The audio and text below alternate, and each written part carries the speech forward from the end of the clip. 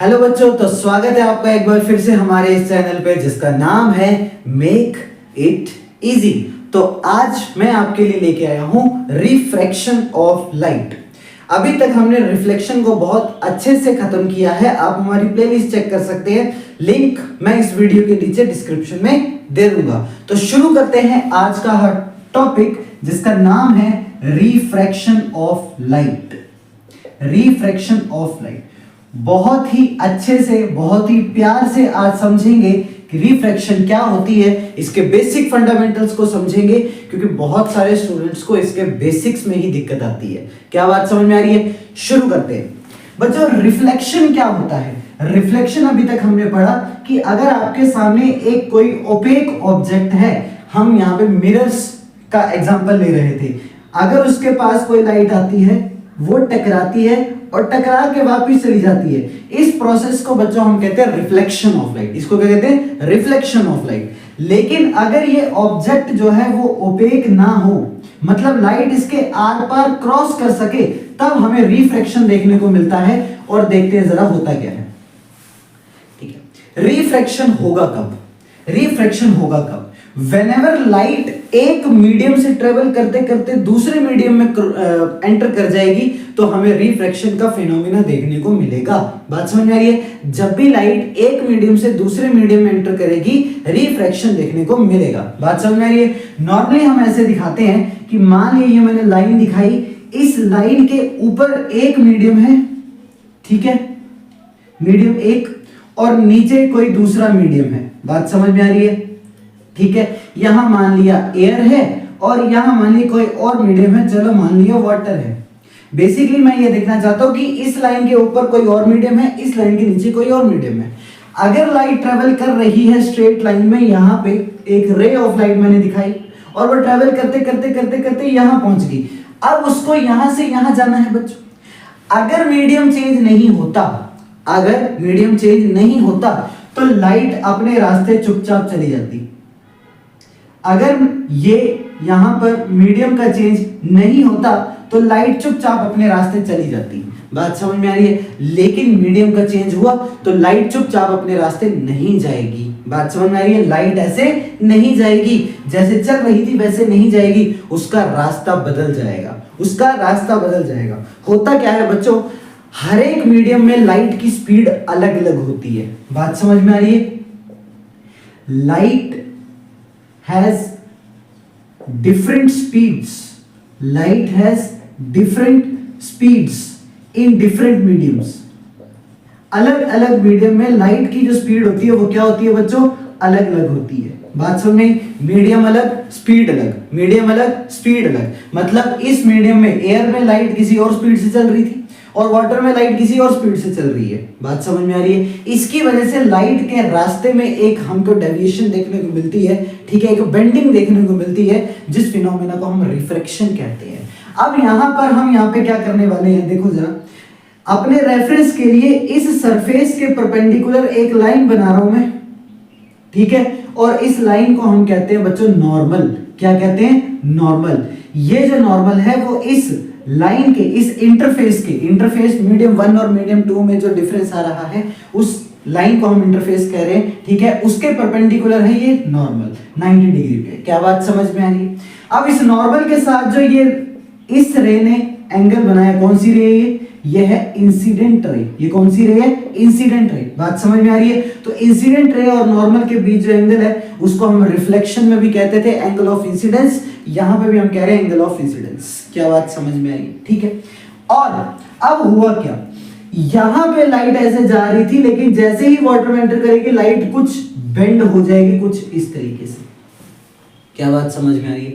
Light जो है वो क्या हो जाएगी? बेंड हो जाएगी कुछ इस तरीके से। कैसे बेंड करेगी उसको आज के ही लेक्चर में डिटेल में समझेंगे, लेकिन फिलहाल हम ये देख रहे हैं कि लाइट बेंड कर गई। बात समझ? इसी बेंडिंग ऑफ लाइट को रिफ्रैक्शन कहते हैं। क्या बात समझ में आ रही है?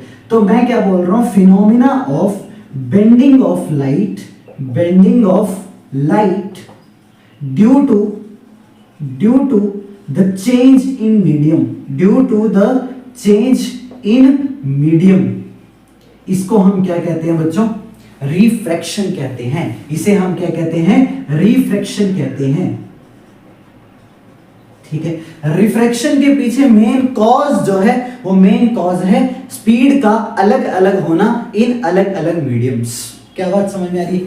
अब ये जो रे है बच्चों, ये है बेंडिंग के बाद लाइट का रास्ता, इसे हम कहेंगे रिफ्रैक्टेड रे। ये कौन सी रे है? रिफ्रैक्टेड रे। ये कौन सी रे थी? Incident ray. ये कौन सी रे है? रिफ्रैक्टेड रे। ये कौन सा एंगल बना? Angle of incidence. और ये क्या है? Angle of refraction. Angle of refraction. तो यहां पर एंगल बनेगा एंगल ऑफ रिफ्रैक्शन किस किस के बीच? रिफ्रैक्टेड रे और नॉर्मल के बीच। आ रही बात समझ में? तो R क्या है? Angle of refraction. और I क्या है? Angle of incidence. क्या एंगल I और एंगल R यहां पे भी बराबर होंगे? नहीं, ये दोनों एंगल्स बराबर नहीं होते। क्या बात समझ में आ रही है? R angle of refraction incidence से बड़ा भी हो सकता है, छोटा भी हो सकता है। कब बड़ा होगा, कब छोटा होगा, अभी थोड़ी देर में डिस्कस करेंगे। क्या इतनी बात समझ में आ रही है आपको? ठीक है, तो ये है बच्चों रिफ्रैक्शन का फिनोमेना। मुझे उम्मीद है आपको ये बात समझ में आई होगी। अच्छा, अब यहां पर अलग अलग मीडियम में लाइट की स्पीड क्या होती है? अलग अलग होती है। अब हम मीडियम्स के नाम देंगे। बात समझ में आ रही है? ऐसा मीडियम ठीक है जिसमें स्पीड ऑफ लाइट ज्यादा होती है। ऐसा मीडियम जिसमें स्पीड ऑफ लाइट ज्यादा होती है उसको हम बोलते हैं ऑप्टिकली रेयर मीडियम। क्या बोलते हैं? Optically rare medium. तो ऑप्टिकली रेयरर मीडियम। ठीक है, अब मैं यहां पे बड़ी इंपॉर्टेंट बातें बताने वाला हूं बच्चों, बहुत बारीक बातें बताने वाला हूं। ठीक है, जो बहुत सारे बच्चों को दिक्कत आती है। ठीक है, देखते हैं जरा क्या क्या। अब ध्यान से सुनेंगे जो जो बातें मैं यहां पे कहूंगा। ठीक है, तो सबसे पहले मैं बोल रहा हूं ऑप्टिकली रेयरर मीडियम क्या होता है? In which speed of light is more. In which speed of light is more. जिसमें स्पीड ऑफ लाइट ज्यादा होती है उसको हम ऑप्टिकली रेयरर मीडियम कहते हैं। जबकि जिसमें स्पीड ऑफ लाइट कम होती है उसे हम ऑप्टिकली डेंसर मीडियम कहते हैं। क्या बात समझ में आ रही है? तो ऑप्टिकली डेंसर मीडियम क्या होता है? ऑप्टिकली डेंसर मीडियम क्या होता है जिसमें स्पीड ऑफ लाइट क्या होती है? कम होती है। Speed of light is less. क्या इतनी बातें समझ में आई आपको? ठीक है, तो क्या क्या बातें की? लाइट की स्पीड हर मीडियम में अलग अलग होती है। जिस मीडियम में लाइट की स्पीड ज्यादा है उसको हम बोलेंगे ऑप्टिकली रेयरर मीडियम, और जिसमें स्पीड ऑफ लाइट कम है उसको बोलेंगे ऑप्टिकली डेंसर मीडियम। और इन्हीं अलग अलग स्पीड होने की वजह से लाइट बेंड करती है एक मीडियम से दूसरे मीडियम में जाते टाइम, और इस फिनोमिना को हम रिफ्रैक्शन के नाम से जानते हैं। अब यहां पे ध्यान से सुने, ये जो डेंस और रेयर मीडियम की बात मैंने की, ये जो रिलेटिव टर्म्स है। कैसी टर्म्स है? Relative terms.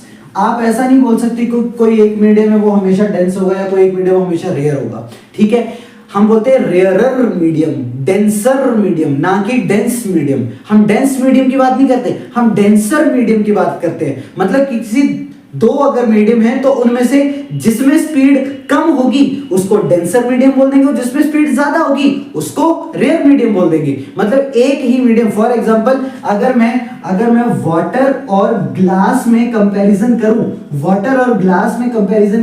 तो वाटर में स्पीड ऑफ लाइट कम होती है और वाटर में स्पीड ऑफ लाइट ज्यादा होती है एज कंपेयर टू ग्लास। अगर वाटर और ग्लास को कंपेयर करें, फॉर एग्जांपल अगर ऐसा है, तो हम यहाँ पे किसको रेयर मीडियम बोलेंगे, किसको डेंस मीडियम बोलेंगे? जिसमें स्पीड ऑफ लाइट ज्यादा है उसको हम रेयर मीडियम बोलेंगे। कैसा मीडियम बोलेंगे? रेयरर मीडियम बोलेंगे। और दूसरे वाली मीडियम जिसमें स्पीड कम है उसको क्या बोलेंगे? डेंसर मीडियम बोलेंगे। क्या इतनी बात समझ में आ रही है आपको? जबकि अगर मैं वाटर को एयर के साथ कंपैरिजन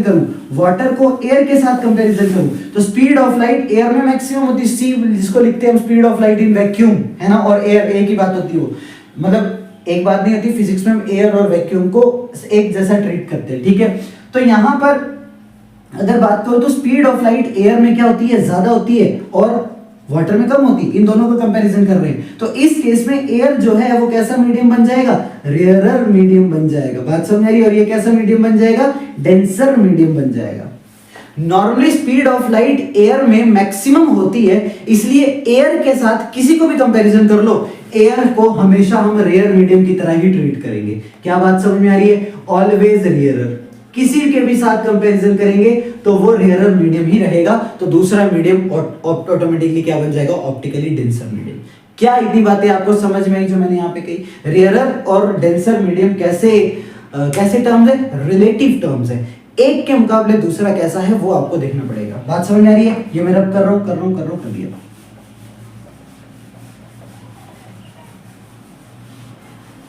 ठीक है, अब आगे चलते हैं। ठीक है, अब यहां पे मैं दो टाइप के रिफ्रैक्शन की बात करता हूं। मान लिया लाइट जो है वो एक रेयर मीडियम से डेंस मीडियम की तरफ जा रही है, मतलब ऊपर वाले मीडियम में जहां से लाइट आ रही है वहां पे स्पीड ज्यादा है और जहां लाइट जा रही है वहां स्पीड कम है। बात समझ में आ रही है? जबकि दूसरा केस क्या है मेरे पास, दूसरा केस है मान लिया लाइट डेंसर से रेयरर मीडियम की तरफ जा रही है, मतलब पहले उसकी स्पीड कम है और दूसरे मीडियम में उसकी स्पीड क्या है, ज्यादा है। क्या इतनी बातें समझ में आई आपको बच्चों? ठीक है,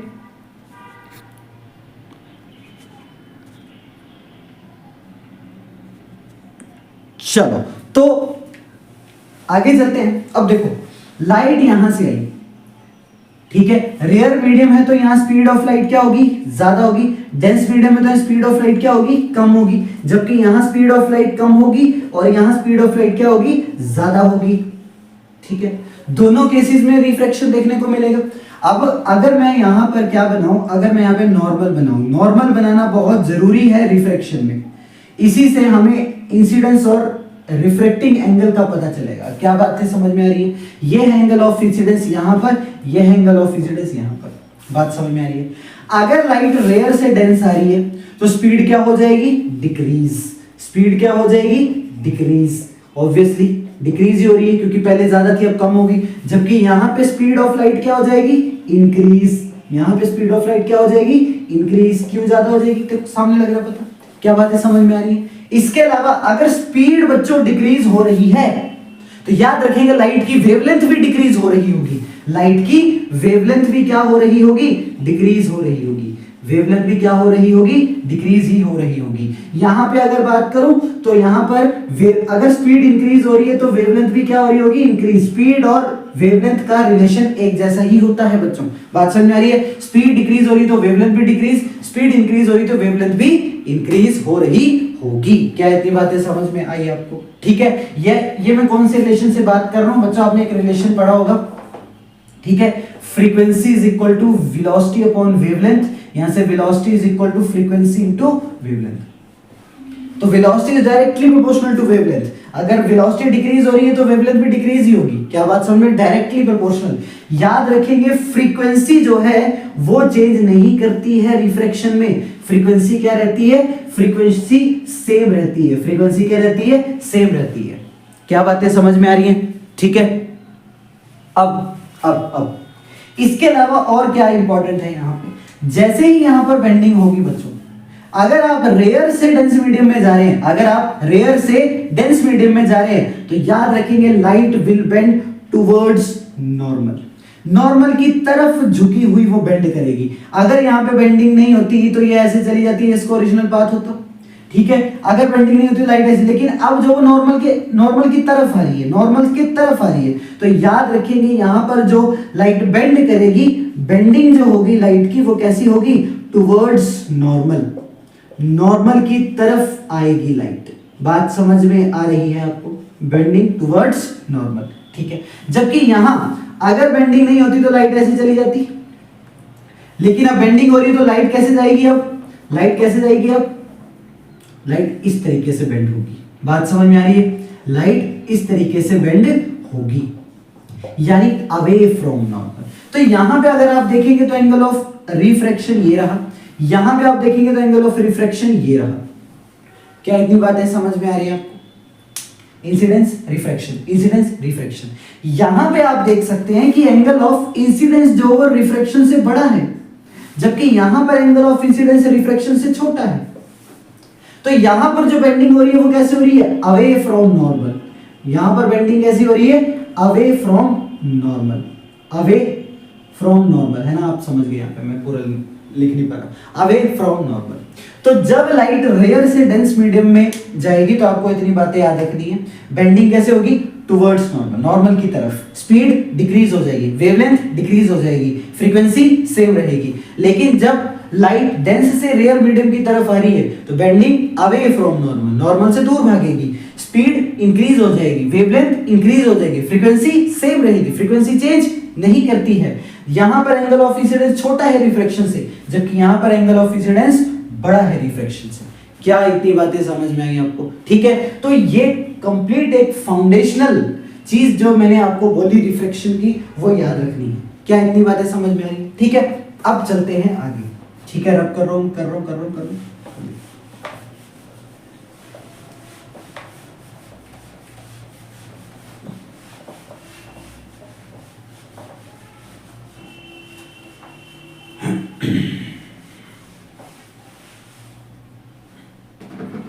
ठीक है, आगे चलते हैं। अब समझते हैं laws of refraction, very important. ठीक है, laws of refraction, laws of refraction. ठीक है, तो मैं यहां पे बना रहा हूं एक बार फिर से, ये इंटरफेस मान लिया, ऊपर है एक मीडियम, मीडियम 1, नीचे है दूसरा मीडियम, मीडियम 2। ठीक है, ये आई लाइट। ठीक है, मान लिया लाइट रेयर से डेंस जा रही है और लाइट कुछ इस तरीके से बेंड कर गई टुवर्ड्स नॉर्मल। बात समझ में? यह है एंगल ऑफ इंसिडेंस, यह है एंगल ऑफ रिफ्रैक्शन। ठीक है, पहला लॉ क्या है बच्चों? पहला लॉ हम सभी को पता है क्या, कि ये सब एक ही प्लेन में हो रहा है।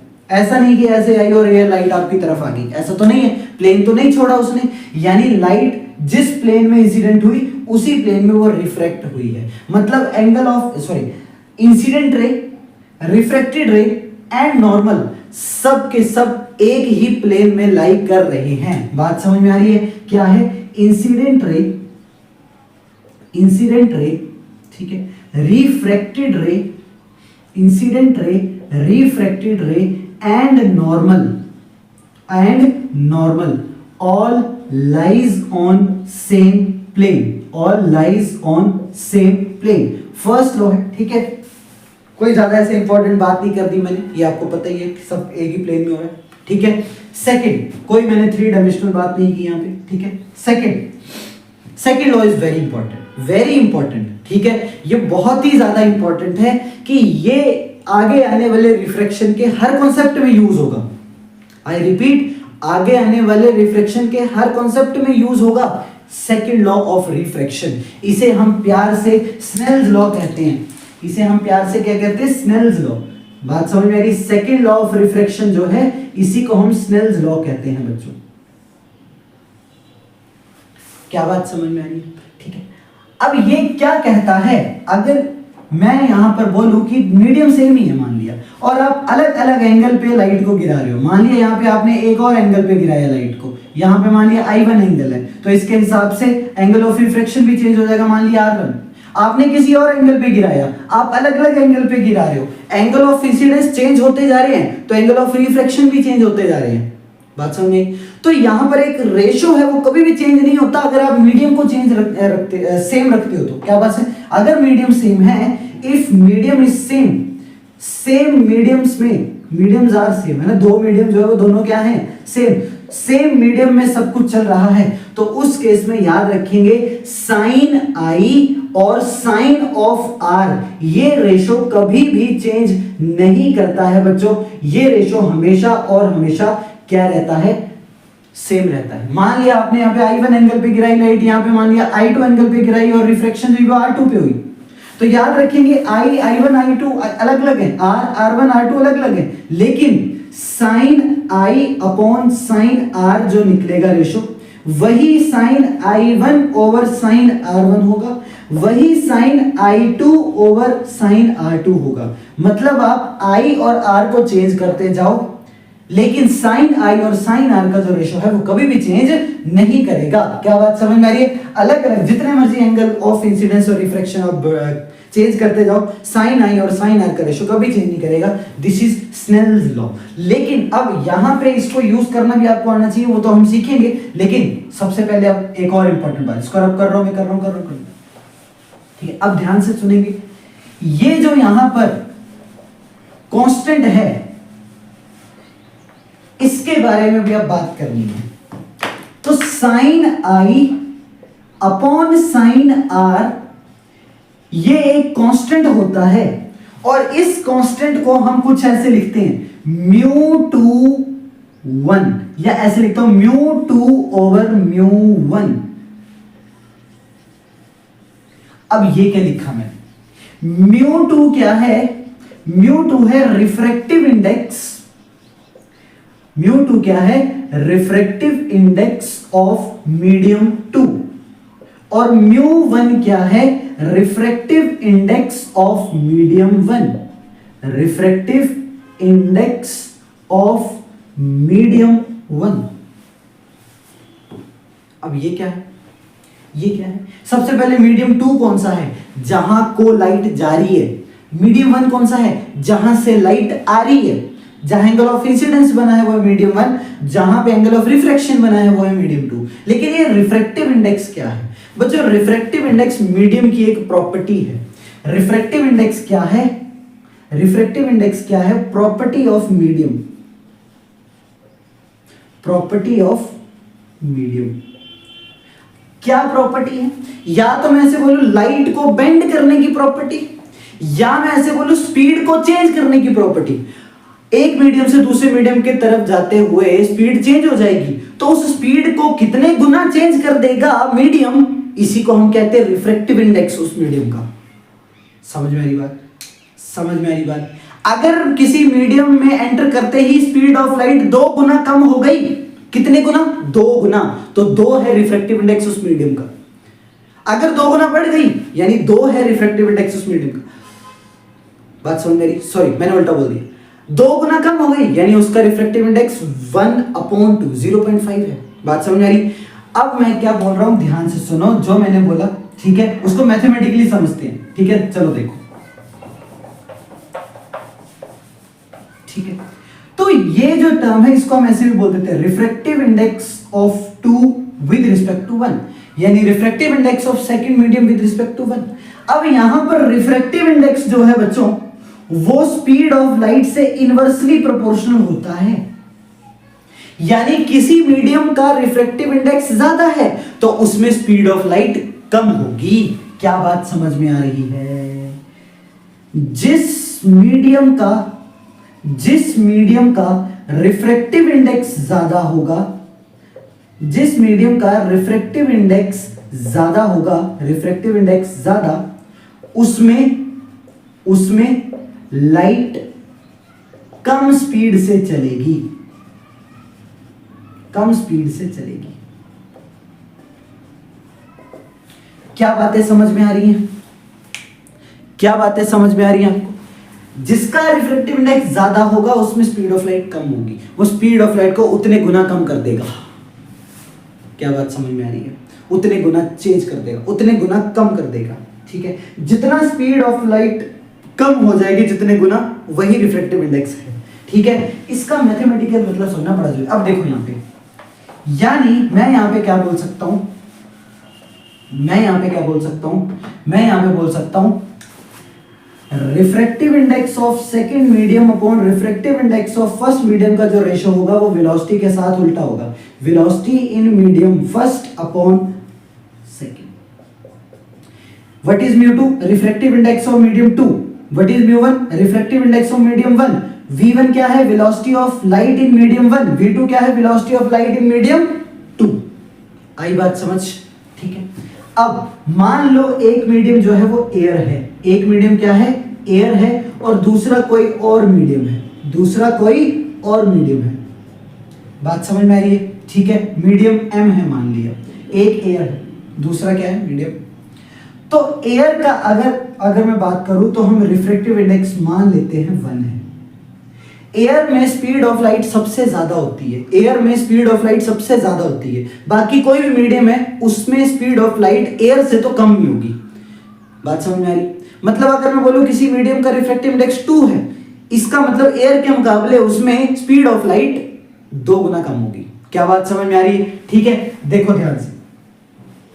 अब यहां पे अगर बात करूं, ठीक है, म्यू 2 यानी म्यू m ये मीडियम अपॉन म्यू 1 यानी mu of air, is equal to v1 यानी speed of light in medium 1, जो कि मैं स्पीड c लिख रहा हूं, speed of light in air upon vm speed of light in this medium.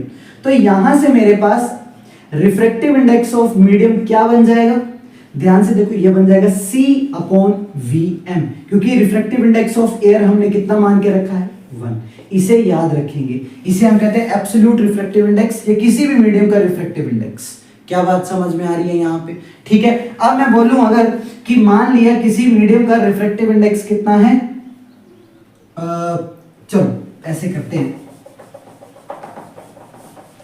For example मैंने बात की यहाँ पे, ठीक है, कि कोई मीडियम है मेरे पास, उसका रिफ्रैक्टिव इंडेक्स कितना है 1.5, उसका रिफ्रैक्टिव इंडेक्स कितना है 1.5। तो बताओ उस मीडियम में स्पीड ऑफ लाइट कितनी होगी? कोई मीडियम है उसमें उसका रिफ्रैक्टिव इंडेक्स 1.5 है, तो उसमें स्पीड ऑफ लाइट कितनी होगी? तो आप बोलेंगे sir mu M is equal to C upon V M. तो velocity of light in this medium कितनी हो जाएगी? C upon mu M. C कितना है मेरे पास? सी कितना है 3 × 10⁸ speed of light in air upon mu M कितना है 1.5। तो ये कितना आ गया 2 × 10⁸ मीटर पर सेकेंड। क्या इतनी बात समझ में? अब इसका क्या मतलब है? इसका मतलब आप ध्यान से देखिए कि उस मीडियम का रिफ्रैक्टिव इंडेक्स कितना था 1.5, 1.5, यानी उसमें जो स्पीड ऑफ लाइट है वो 1.5 गुना कम है किसका? Speed of light in air का। Speed of light in air होती 3, इसमें होती 2 × 10⁸, 1.5 गुना कम हो गई, 1.5 से डिवाइड हो गई। क्या बात समझ में आ रही है आपको? ठीक है, तो ये है रिफ्रैक्टिव इंडेक्स का मतलब। ठीक है, अब यहां पर अगर मैं बात करूं, ठीक है, अगर आपको ये बात पता चल गई तो अब आपको लगाना आना चाहिए स्नेल्स लॉ। किस तरीके से लगाएंगे यहाँ पे देखो जरा। मान लीजिए यह मीडियम 1, ठीक है, यह है मीडियम 1, इसका रिफ्रैक्टिव इंडेक्स है μ1, और यह है मीडियम 2, इसका रिफ्रैक्टिव इंडेक्स है μ2। यहां से लाइट आई, यहां से लाइट आई और ऐसे बेंड हो गई। मान लीजिए ये है एंगल I और ये है एंगल R। ठीक है, अब आप यहाँ पे स्नेल्स लॉ कैसे लगाएंगे? आप बोलेंगे sir sine I upon sine R किसके बराबर होता है? μ2 ओवर μ1। यहां से लिखा मैंने, तो मैं यहां पे बोल सकता हूं μ1 into sine I is equal to μ2 into sine R। इस तरीके से आपको स्नेल्स लॉ का यूज करना आना चाहिए। अब मैंने क्या लिखा देखो, μ1 पहले वाले मीडियम का refractive index into sine I, यानी उस मीडियम में जो एंगल बन रहा है वो I है, तो μ1 into sine of this angle और μ2 into sine of this angle. कुछ भी नहीं करना, जहां का रिफ्रैक्टिव इंडेक्स वहीं का I, जहां का रिफ्रैक्टिव इंडेक्स वहीं का R, तो μ1 into sine of I is equal to μ2 into sine of R। आई बात समझ? ठीक है, इसको यूज करके देखते हैं क्वेश्चन में। ठीक है, और फिर आज के लेक्चर को खत्म करते हैं। देखो जरा यहां पे, ठीक है, मान लिया यहां पर एक कोई मेरे पास ट्रायंगुलर ग्लास की बॉडी है, इसको हम प्रिज्म बोलेंगे आगे। ठीक है, इसका रिफ्रैक्टिव इंडेक्स आपके पास गिवन है, मान लिया √3, और यहां पे एयर है। एक रे ऑफ लाइट आई ऐसे, ठीक है, ये मैंने नॉर्मल बनाया और वो ऐसे करके बेंड कर गई यहाँ पे है मान लिया 30 डिग्री एंगल और यहाँ पे बना एंगल R। आपको एंगल R की वैल्यू फाइंड करनी है। तो यहाँ पे रिफ्रैक्शन हुई है, यहाँ पे क्या हुई है? रिफ्रैक्शन हुई है। तो कैसे करेंगे आप यहाँ का रिफ्रैक्टिव इंडेक्स इंटू यहाँ का साइन ऑफ एंगल, यहाँ का रिफ्रैक्टिव इंडेक्स और यहाँ का साइन ऑफ एंगल सेम होगा। तो यहाँ पे मैं लिखूंगा mu of air into sine I कितना है यहाँ पे 30 इज इक्वल टू यहाँ पे mu of glass into sine of R कितना है यहाँ पे फाइंड करना है। क्या बात समझ में? म्यू ऑफ एयर का रिफ्रैक्टिव इंडेक्स 1 इंटू साइन 30 कितना होता है 1/2 is equal to mu of glass given है √3 इंटू साइन R। क्या बात समझ में आई? तो √3 कहां चला जाएगा? नीचे। तो ये क्या बन गया मेरे पास? Sine R is equal to 1/2 √3। आई बात समझ? तो ये मेरे पास R कितना हो जाएगा? Sine inverse 1/2 √3। तो मुझे उम्मीद है कि ये आपको समझ में आया होगा कि किस तरीके से स्नेल्स लॉ हमको यूज करना है। बात समझ में आ रही है? ठीक है, ये बेसिक था। इसके बाद आगे की बातें तभी समझ में आएंगी अगर आपको ये सारी बातें छोटी छोटी वाली क्लियर है। थैंक यू सो मच बच्चों, लव यू।